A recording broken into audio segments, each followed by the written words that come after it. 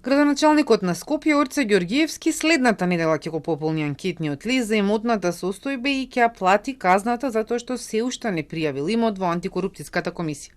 Признава грешка, а објаснувањето е презафатено со обврски.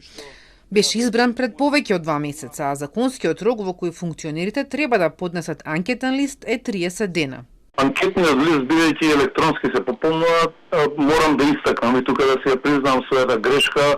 Поради обврските во градот Скопје, обемната работа не стигнав изминатиот период тоа да го направам, но јас веќе имав излагање дека мојата имотна состојба уште од моментот кога сум бил советник во Кисела вода е непроменета и во периодот кога сум бил градоначалник, па и сега како градоначалник на градот Скопје. Наредната недела ќе се завршам таа обврска, до мене има стигнато еден платен налог прекршочен.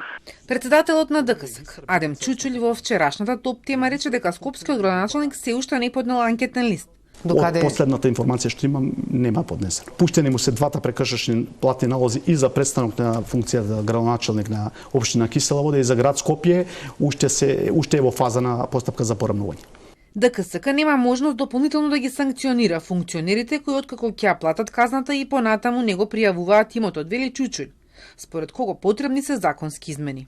Во прва фаза ние изрекуваме прекршочна санкција, бидејќи законот предвидува глоба од 300 до 500 евра за секој лице што нема да пополни изјава. Но проблемот е што понатаму кога и покрај плаќање на глобата нема да поднесе таква изјава.